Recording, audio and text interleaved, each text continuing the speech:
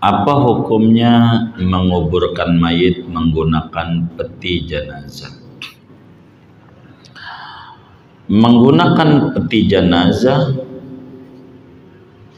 sebagaimana dijelaskan di dalam kitab Inaratul Tujah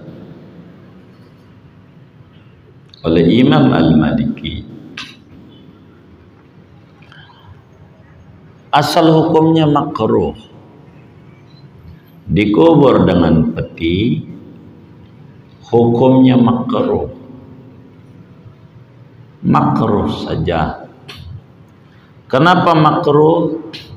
Karena di sana ada idha'atul mal, buang-buang duit, begitu makruh. Tapi terkadang bisa saja dikubur pakai peti, hukumnya wajib, berdosa kalau nggak pakai peti. Semisal mana? Semisal tanah kuburannya berair mulu, nggak berhenti airnya, banyak, udah diciduin keluar lagi. Tidak boleh kita hinakan mayit, kasih peti, wajib kasih peti. Terus dikasih peti itu bagaimana? Kudu ngadap kiblat, ya wajib, itu urusan lain ngadap kiblat. Ini kan hukum petinya. Orang nguburin mayit, mayitnya kudu miring, itu wajib miring dan wajib menghadap kiblat. Kalau nggak menghadap kiblat dosa, wajib digali ulang. Dalam Kasifatus saja, wa yunbasul mayitu li arba'i. Ada 4 faktor kuburan kudu digali ulang.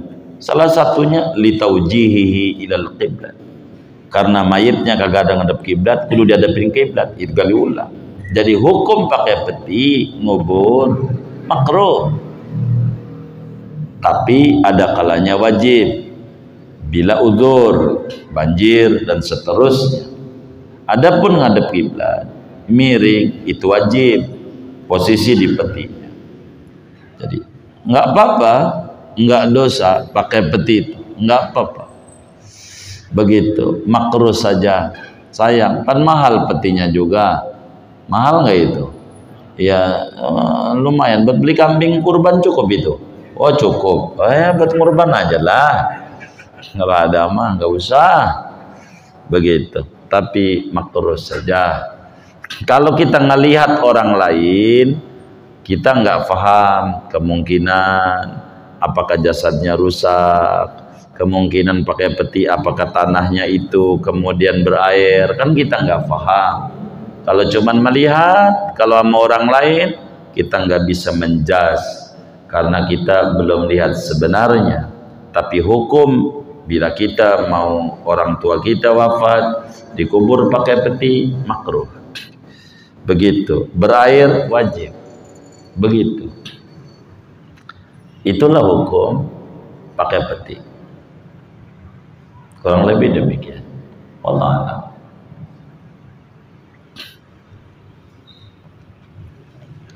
Sudah? Baik. Waalaikumsalam. Caranya yang paling pendek, jangan tinggalin malam Jumat 2 minggu sekali di Al-Ma'ruf. Itu caranya yang pendek begitu. Yang panjang, karena inilah baru ngaji sifat wujud, belum nyampe ke sifat qudrat. Min azamatillahi ta'ala, di antara kebesaran dan kehebatan Allah subhanahu wa ta'ala, Allah tidak pernah lelah untuk memberi makan kepada kita. Saking baiknya Allah, meski kita kurang mau sujud sama Allah, Allah masih kasih makan kita. Jangan takut kita tidak makan, semuanya diatur untuk makan. Cuman kita diberikan ekspresi oleh Allah. Di hadapan kita ada 2, imal jannah wa iman nar, ada surga dan ada neraka. Terserah kita mau nanam apa di alam dunia ini. Apakah Kalau kita mau menanam duren, insya Allah buahnya duren. Kalau nanam berenuk, insya Allah buahnya nggak bakalan duren, tentu berenuk. Bertanya tentang Allah, kenapa Allah tidak lelah? Karena Dialah Tuhan kita. Dia bersifat wujud, qidam, baqo dan seterusnya yang kita belum bedah, baru wujud aja dan belum selesai malam hari ini. Sekali lagi pertemuan wujud. Allah tidak bakalan lelah. Dia tidak pernah tidur karena berbeda dengan kita. Kenapa Allah tidak tidur? Laisa kamitslihi syai'. Kenapa Allah tidak lelah? Laisa kamitslihi syai'. Yang paling gampang, walam yakun lahu kufuwan ahad. Kenapa Allah tidak lelah mencipta segalanya? Walam yakun lahu kufuwan ahad. Kenapa Allah tidak lelah mengatur segalanya? Karena walam yakun lahu kufuwan ahad. Kenapa Allah tidak pernah capek memberi orang yang dia tidak mau ibadah kepadanya? Walam yakul lahu kufuwan ahad. Maka dalam kitab Taurat Allah berfirman, ya ibna Adam, khalaqtuka li ibadati. Aku cipta engkau untuk ibadah. Aku cipta engkau untuk ibadah, mengabdi kepada Allah. Ibadah yang banyak. Maka makin tinggi ma'rifat orang, makin banyak ibadah dia kepada Allah. Lihat Rasulullah sallallahu alaihi wasallam, sampai kakinya bengkak dia sholat. Kenapa? Karena tingginya pengetahuan dia tentang Allah. Lihat para wali-wali Allah, Abu Bakar Siddiq radhiyallahu ta'ala, bagaimana sampai sedekah hartanya habis buat dakwah karena mereka ma'rifat Allah. Lihat bagaimana Umar bin Khattab, lihat bagaimana para aulia-aulia Allah. Ini karena ma'rifatullahnya tinggi.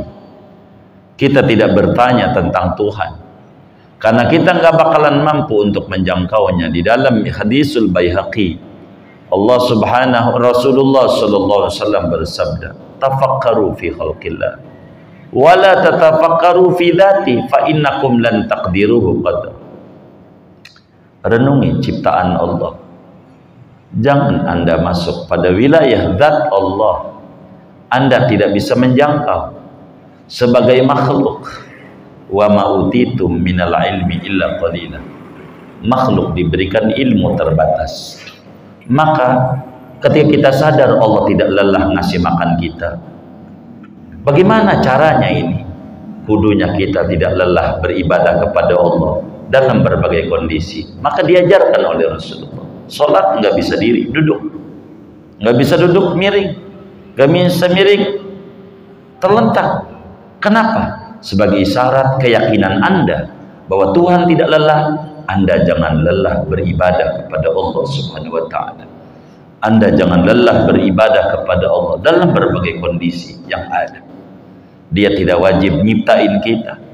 Dia tidak wajib ngasih makan kita. Tidak ada yang wajib. Bagi Allah ngasih makan, nggak ngasih makan nggak apa-apa.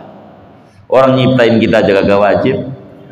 Lalu dengan kemurahannya, kebesaran Allah, Allah ciptakan kita.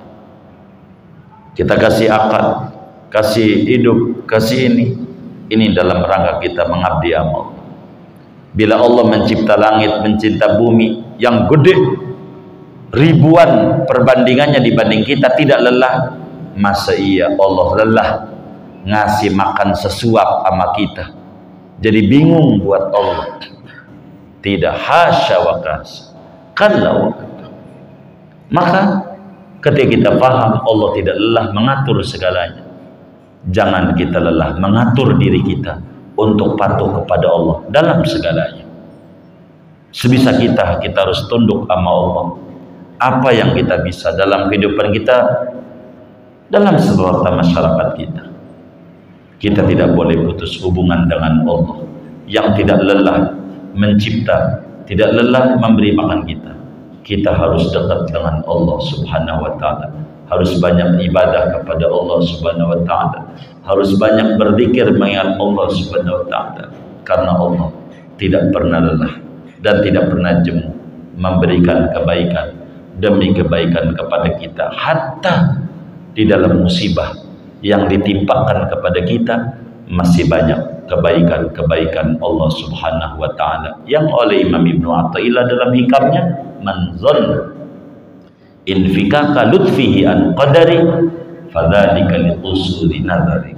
Siapa punya pikiran bahwa tidak ada kasih sayang Allah dalam takdir yang tidak enak yang menimpa dirinya, dianggap Allah kurang sayang, itu menunjukkan kurang paham dia tentang Tuhan yang disembahnya.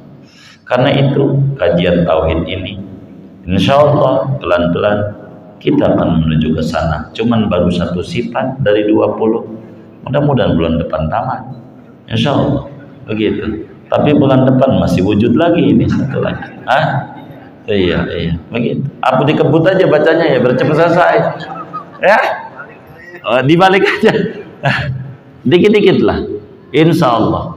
Berzikirlah kita sama Allah, fadhkuruni adzkurkum. Kita ingat nama Allah, Allah ingat nama kita. Insya Allah Allah berikan kita pemahaman yang bagus tentang Allah.